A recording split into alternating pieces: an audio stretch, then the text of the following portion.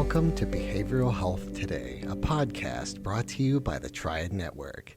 This podcast is designed to share trending topics occurring within the world and our communities and bring them a behavioral and mental health perspective. Welcome to Behavioral Health Today. I'm your host, Peter Fenger, and I'm joined again by Andy Pierc. Andy is a master resilience expert with a master's degree in performance psychology and years of experience helping individuals build mental strength and overcome adversity. Andy has worked with elite special operations soldiers, Army Rangers, adults in addiction recovery, and resource caregivers, equipping them with essential resilience skills. Additionally, as the founder of iBounceUp, he's dedicated to empowering at-risk communities with tools they need to navigate life's challenges. We're thrilled to have Andy back with us today for a Clinicians Series episode where we get to explore the clinical strategies, teaching methods, and personal transformations that emerge from his resilience skills training, along with practical insights for clinicians and educators who want to bring this work to life. Andy, so excited to have you back onto our show, and I'll sort of use this as an opportunity. Listeners, if you have not done so, and I would encourage you to listen to my show with Andy previously, where we had done a really great conversation about his nonprofit organization, iBounceUp.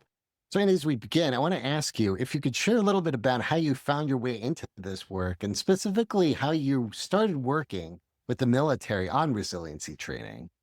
Yeah, that's a great question. So I got into this work really for myself. I got my bachelor's degree in psychology and then my master's degree in sport performance psychology because I saw the need for myself as a surfer, and it helped me to gain the skills and strategies I needed to surf when the waves got big. And I live here in Hawaii, so I learned all this information for myself.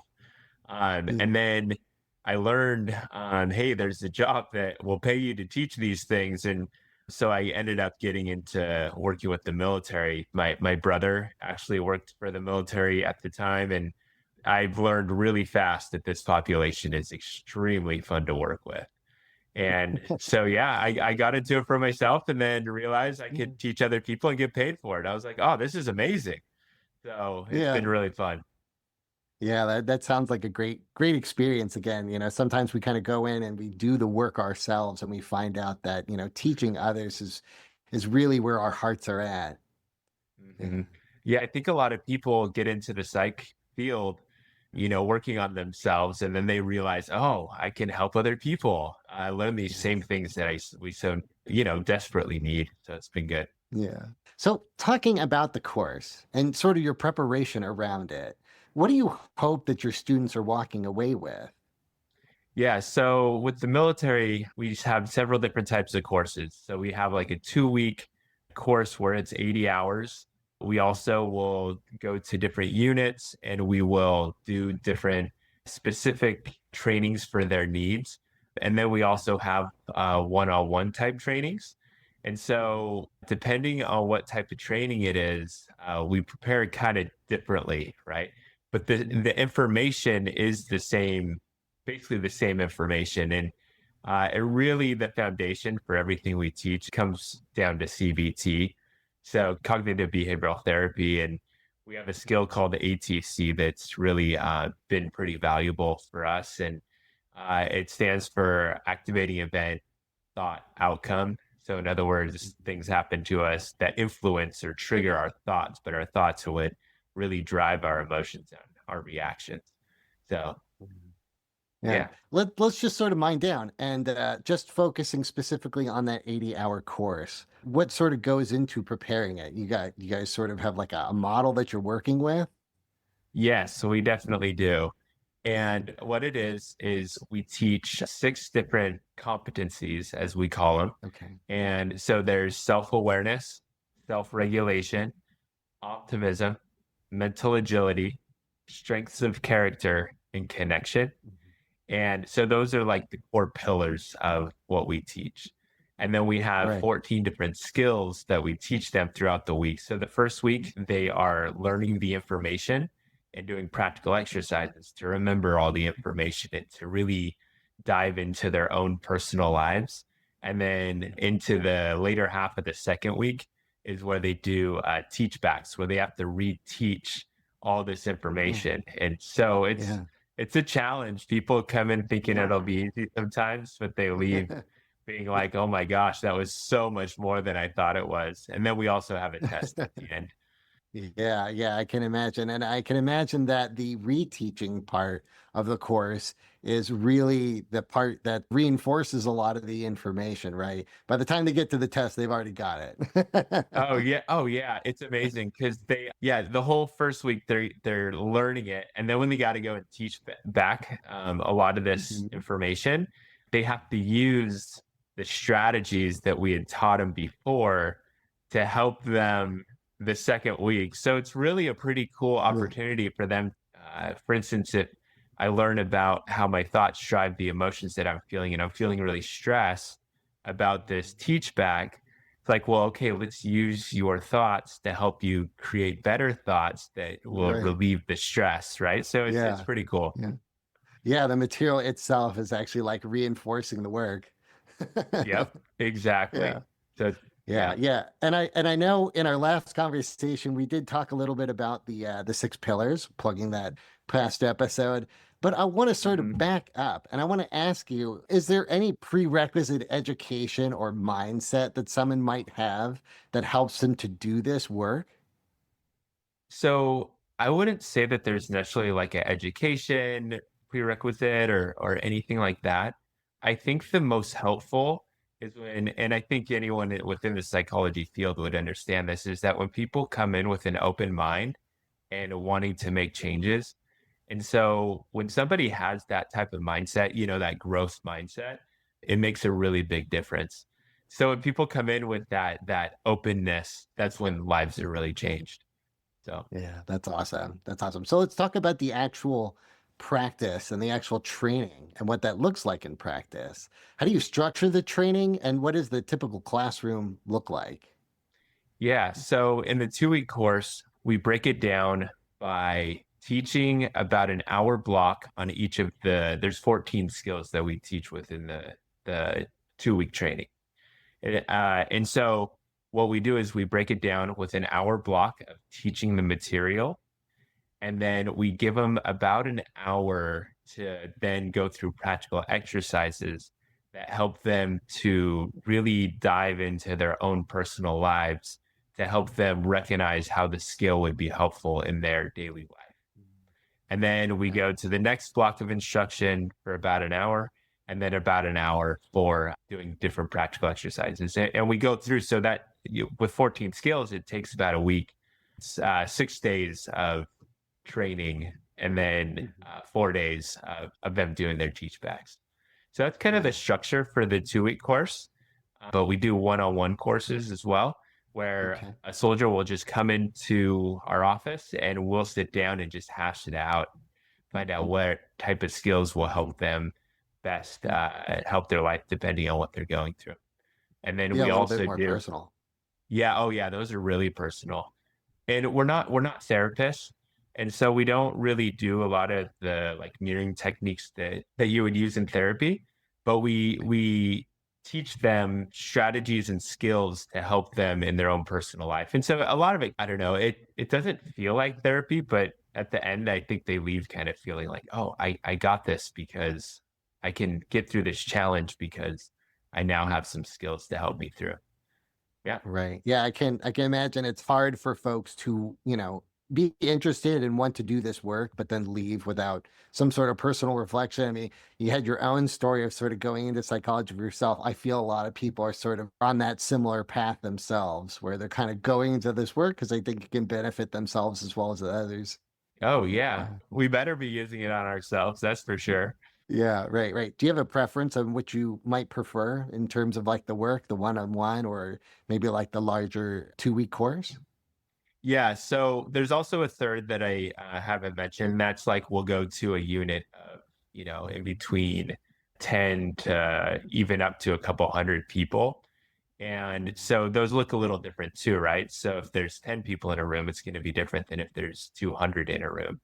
So we do a lot of like public speaking as well. But my personal favorite types of trainings are when there's about 10 people, maybe 15, Mhm. and we can like really have a discussion where we are just hashing out the details of the challenges that they're experiencing. And those usually will last in between an hour to 2 hours. I think those are my favorite type of trainings. Yeah, and it's almost kind of like you've gathered together a tiny support group. I mean, Yeah. people Oh, heal together in community, and that is a very positive environment. yeah. Oh, definitely. Our skill set or my job isn't necessarily Mhm. like treating people that have like PTSD or anything like that. So our goal is to be more preventative. So we get to have fun conversations. Hey, let's talk about how your thoughts were helping or harming you in this situation. Let's talk about strategies as you're about to go do this really difficult thing to help you continue in being effective in this challenge that you're going to go experience, and you know you're going to experience it. So it's a really positive and exciting environment that we get to work in versus sometimes within the psych field it can be a little bit more difficult or emotionally challenging. Yeah, yeah, yeah. I can imagine. It sounds like some fun work. How do you welcome people into this work, especially those who may not have engaged with this type of emotional or psychological tools before? Yeah, so we are pretty well known within the Army specifically. And so when people know like when we're coming, they already know a little bit about us, but sometimes they Sure. don't. And so when I usually start a training, I like to give them a little explanation as to who we are in the program that we work with. And so the program's called R2, Ready and Resilient.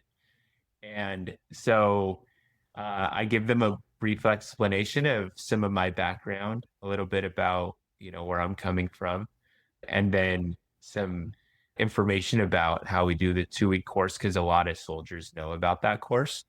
And then how my job and my goal, and I tell them up front, is to give you strategies that you can use for the rest of your life to help you overcome challenges, bounce back from adversity, strategies to help people become more resilient. So Hmm. it's pretty fun. Yeah, I enjoy it. Yeah.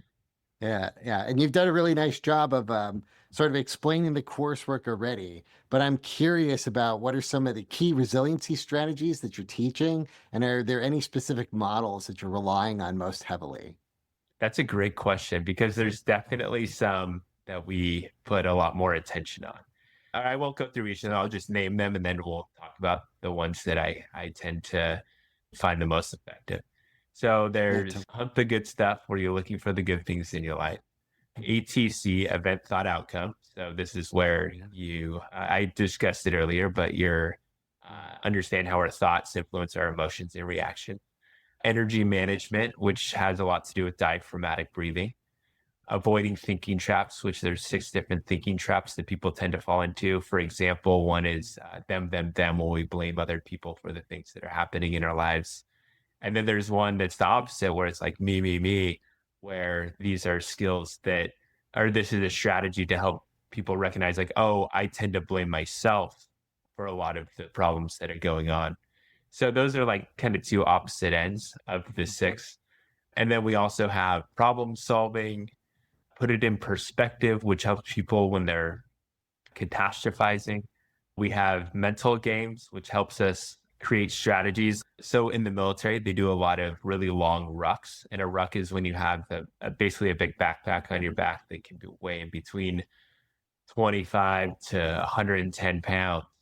So they have to wow. walk really long distances with this big backpack on. And so a mental game that we like to use is like count back by 7 as far as you can go, right? So it takes a lot of mental Yeah, power to think about that yeah. thing while doing a really difficult task. And then the last few are real time resilience, where we are able to reframe the challenges that we experience. Character strengths, which comes from the University of Pennsylvania, they have 24 different character strengths. So we have them take a survey, which helps them recognize their value and the things that they bring to the table.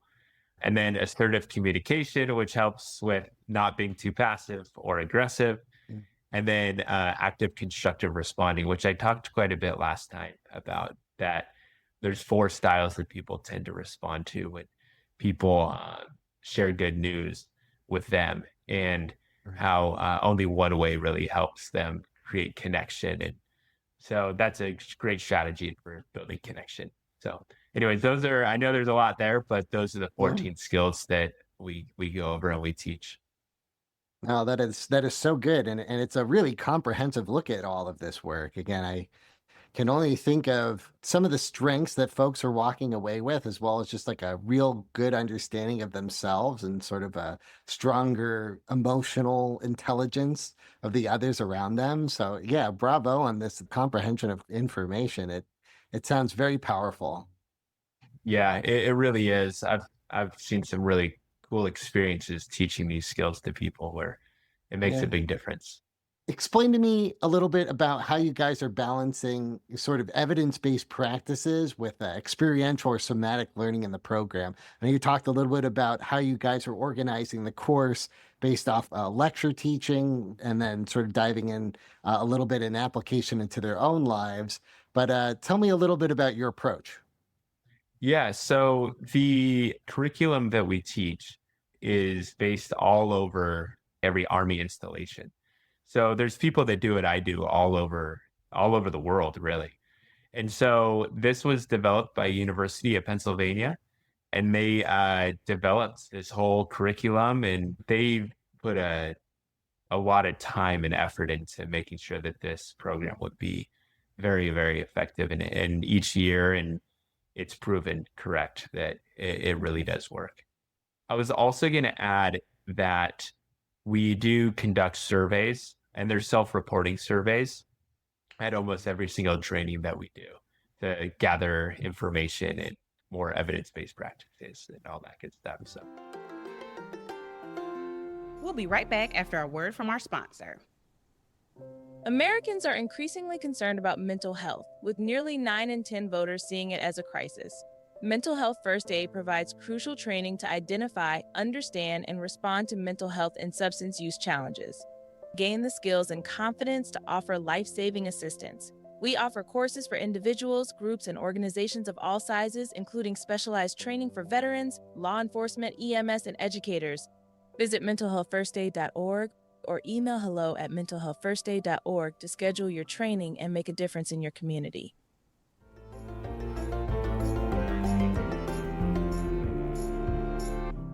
That's wonderful. And I can imagine that the comments that you guys are receiving is really helpful in sort of adapting as well as just understanding your students on a deeper level. So I mhm. can imagine that that can be very helpful and just sort of the management and organization of the course. Yeah, definitely. Yeah. So I want to ask you, what sort of challenges come up when folks are doing this type of training, especially within like the military context? Oh, I love this question. And the reason why is because often within the military, the people that are getting the training are not the ones asking for the training. It's the Mm, leadership mhm. that sees these issues that they're having within their unit. And so they're having us come in, but it's coming from the leader, right? Because it happens. People sometimes rebel and they're like, you can tell that they do not want to be in that room. And maybe you'll tell them some different strategies and they're just thinking, oh, this is so dumb, right? And you can see it on their face. And sometimes it's Right. super rare, but sometimes they'll say things where they're like, I don't agree with that, right? And those are my favorite people. I'll be honest. I love it when people Yeah. push back against the material. And the reason why I love those people is because they're one, willing to say something, and two, Mhm. they thought about it. I would say like 95% of the time, they thought about it, but they didn't fully understand it. And so what Mm. happens is I get to then come in and be like, pick their brain. Hey, tell Yeah. me what was going on. Like, why do you think this? What part of this element do you think is not helpful? And oftentimes they'll tell you some sort of misunderstanding. And then we're like, hey, let me give you a little bit of a better understanding in this and this and this. And those people often become the most bought in people in the whole Mm. entire training because they're processing it, they're thinking about it, and then if they don't understand it, they're vocal enough to say what they think Good. about the whole thing. And so I love those types where it's like, all right, let's get into it. Let's go. And I can imagine that that's like a really good environment for everybody else to sort of like learn from this, right? Like you're taking essentially conflict and really diffusing it and really just coming to a common understanding of some of the information. Oh yeah. We have Yeah. these rich discussions because of Yeah. those types of people that will disagree. So it's great. Mhm. Yeah. So I want to ask and sort of dig a little bit deeper. When you see resistance, what does it often tell you? And then sort of, you talked a little bit about how you're helping them move through it by asking the right questions or sort of creating a discussion around it. But what does the resistance tell you? Yeah, so there are some times in trainings when people are resistant, they're just not ready for that information, right? So there are times when people are just kind of sitting back and they're just like, oh, I don't know if I want. You can just see it on their face that they don't want to be there. I wouldn't say that's the norm at all. It just has happened because I've been doing this job for close to 8 years, right? And I've done a lot of training and met a lot of people. And yeah, I think some people, maybe they're going through something in their life and their mind is just very distracted, right? That definitely happens. Maybe we're talking about a skill and it's just hitting so close to home that they're like, man, they're not ready to go through it at that moment, right? And so when that type of thing happens, I tend to look within at first. I'm like, okay, am I teaching this information so it's understandable first? Sure. And Right. then Right. if I know that like when I'm teaching, it's like, oh, this is all making sense. And other people are also really grasping the ideas. And then you have one or a couple people that are like, really not into it. I'll call them out. I'll be like, I noticed you don't seem like this would be helpful. Why not? What do you think? And oftentimes they'll tell you. And then that's when we get into that rich discussion. So sometimes people are like, Yeah. totally not into it and then become the Yeah. most into it in the room. So. Mhm. Mhm. Yeah, I mean, again, those are just really good questions. Again, oftentimes when when we come into conflict, curiosity can really shift people in right ways. Oh, 100%. And I have a very curious mind. So Yeah. when it comes to pretty much any and everything, I'm Googling things all day, every day. And it's like I have to know. And so it makes it a little easier for me to get curious about those people that are either not bought in or even very bought in. Yeah. Yeah. And again, it just sounds like a really nice experience for the students as well. So I want to ask you, really thinking about the graduation part, right? When people are coming towards the end of this, what does the success look like from resiliency training? Yeah. So for the 2-week course, they've gone through and they've learned all the information. To pass the course, you have to do every one of the practical exercises. You're not allowed to leave for more than, I forget the exact number of minutes, but it's close to I think it's 70 or 80 minutes. So they're not like, that means if you're on a bathroom break, it better be quick kind of thing. Yeah. And then they have to teach back a certain number of skills. And it kind of depends how big the 2-week course is. In our course here in Hawaii, it's about 30 students, around 30, 25 to 30 students. And so they have to pass the teach backs, which we grade them on. And then it's a over 100 question test that they have to also take. So at the end, if they've completed all the teach backs and passed each teach back and passed the test, then they get a certificate. And it's hard. It is. It's not an easy course. Yeah. Yeah. I can imagine. Do you find any students sort of leaving or telling you about a specific skill that they found most valuable? Yeah. So there's a few. Okay. So ATC, which is activating event thought consequence, and under consequences, your emotions and reactions. This skill, it's really the foundation for the whole entire training. And people really, really love it. And the reason why is because this is something that surprised me at the beginning of doing this job is that people don't know. So many people don't realize that they have control over their emotions and the way that they act. They just kind of go through life thinking that if this bad thing happened, I'm going to feel bad. If this good things happen, I'm going to feel good. And so Sure. that's my favorite skill to teach, mostly because of the reaction that we get when we teach it. It's like you have so much more control than you realize. Yeah, I can imagine that really kind of opening up people's minds about how they can really respond without reacting and sort of giving themselves a pause. It's very empowering. And again, like makes those emotions less scary. Oh, definitely does. Yeah. Yeah. We love stories. And I want to ask you, what kind of personal transformations have you witnessed as participants progress through this course? Yeah, I love this. So I cannot count on my hands how many people that have come up to me after this course and said, "You literally saved my life." And it's like a common thing that we hear. So when we hear these stories, it's like, oh yeah, like of course we're getting it. I've come to the point where it's like, oh, I'm expecting it now because we've heard so many of these stories. And I mean, I think of this one soldier who came up to us and said, "Hey, I've been going through a divorce. It's been very, very, very hard on me. I felt like I had no control, and this course literally saved me from making some very permanent decisions." And Wow. he, from what I heard, it was referring to suicide. And that's what he was basically telling us. And he's like, I have so much more control than I realized.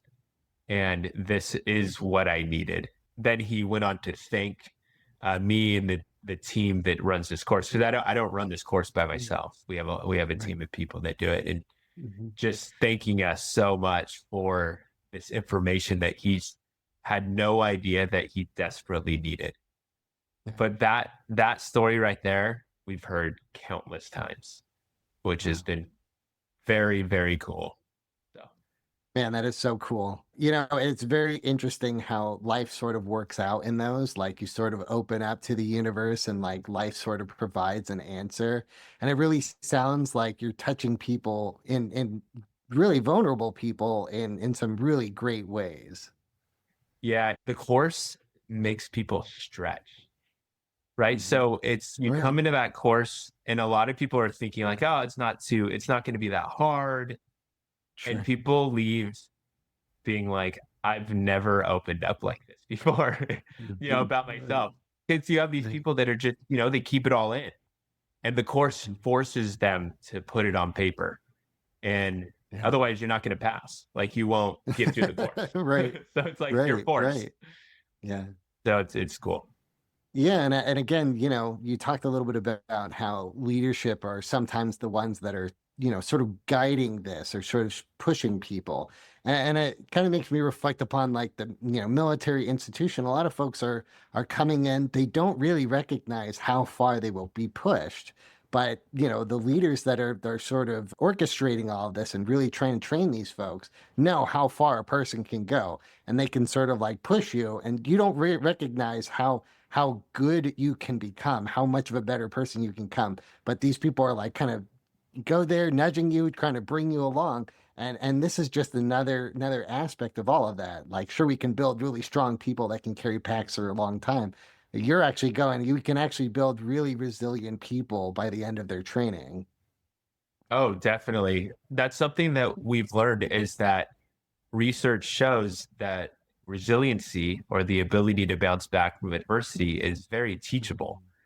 And so this is what we teach our strategies to help people bounce back when they go through a really difficult thing in their life. It's cool because you can use it towards, the performance psychology element, which is where my expertise is. And most of the people that teaching this information is, it's not all, but most of us are.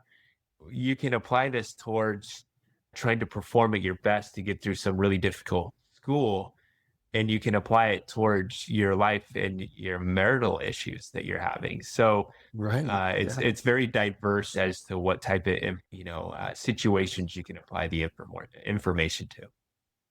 Yeah. So good. So good. So I know on our last conversation, we did dive a little bit into your work with your nonprofit, iBounceUp. And I want to ask you, sort of with this work that you're doing with the military and the resiliency training, how do you sort of connect it back to your nonprofit? Yeah, so through my work, I've learned so much research on resiliency and what it takes to be a resilient person and what your mind has to really understand to bounce back from adversity. And so I've taken a lot of similar, not all the same, but there's some research from this program to help youth in the that really need it within Hawaii.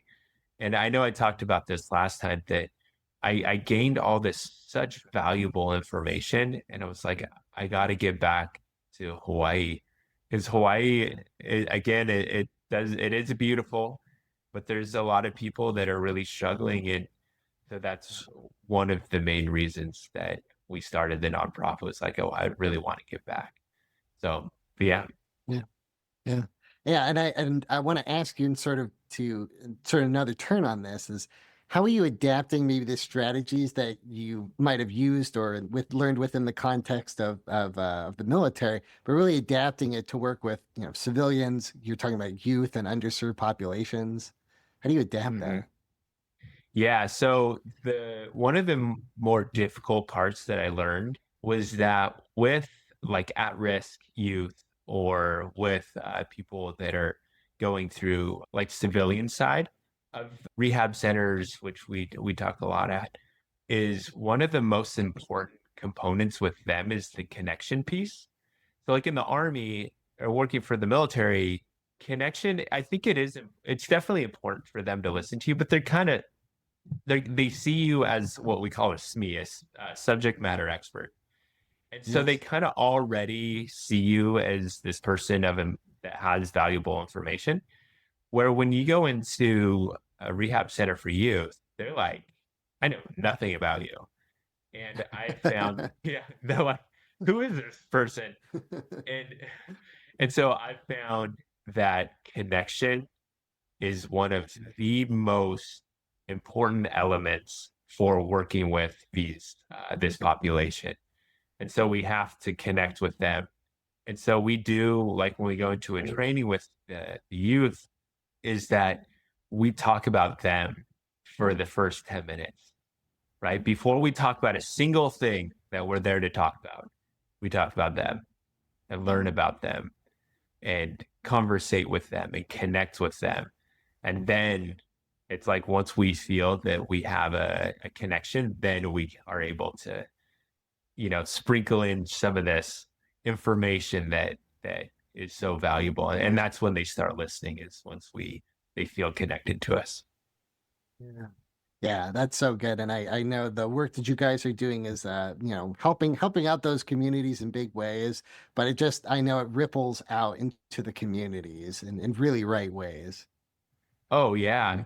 We have a saying that we say, and it's when you change one person, you change a community, right? And when one person is struggling in a community, it affects a lot of people.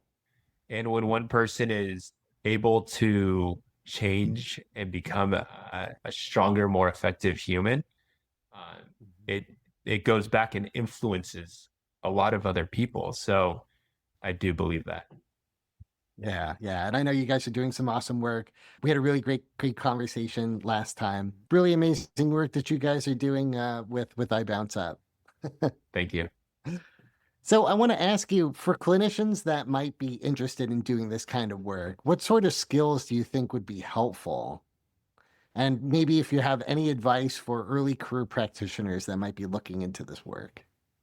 Yeah. So circling back to the military, if somebody's really interested into it, there's a lot of opportunity to work for the Army we're not necessarily sports psychs because we all have master's degrees. There are some people with PhDs in the program, but I think One of the biggest things in teaching the material and getting good at teaching the material is use these principles on yourself. Because if you have a master's degree, right? So that's what the requirement is. So kind of coming back, you would have to go and get a master's degree in psychology of some sort, preferably sports psychology, and go and just teach. Go talk to people. Go talk to your local high school and teach as much as you can. That's really the skill set that people need to have to do this job, is being able to communicate the skills in a way that people understand and find useful. Yeah, go Yeah. practice, Hey, go teach. yeah, yeah. I know. I appreciate that perspective. And again, really just with the mindset of what sort of hurdles might you need in order to do the work, especially within the military. So I appreciate your perspective. Hey, I want to ask you, for listeners that are interested in learning more about resiliency, learning about your training programs, and even just an opportunity to again plug iBounceUp, let our listeners know where they can go to learn more. So yeah, you can go to iBounceUp.org, which has a lot of the information of what we've been doing over the last year and a half, which is how long we've been doing the nonprofit. Yeah. Awesome. Well, Andy, I've really appreciated our time. Again, it's so nice to really connect with you again and really doing a deeper dive. I so appreciate all the work that you're doing with training our troops within the Army, as well as just, extending this information into the communities as well. So I really appreciate our time today. Thank you. Thank you. It's been fun. I really appreciate it. And I want to thank you, our listeners, for taking the time to join us. You can follow us on our social media at Instagram, TikTok, LinkedIn, and YouTube at Behavioral Health Today. If you like our show, give us 5 stars and leave us a review. That helps our show get discovered and shares the valuable insights in each episode. As always, the resources for this episode and all of our other episodes can be found on our webpage at triadhq.com/BHT. We look forward to having you back with us next time on Behavioral Health Today. We appreciate all the support from our community, and if you like our show, one of the best ways you can support it is by giving us a 5-star rating and leaving a review.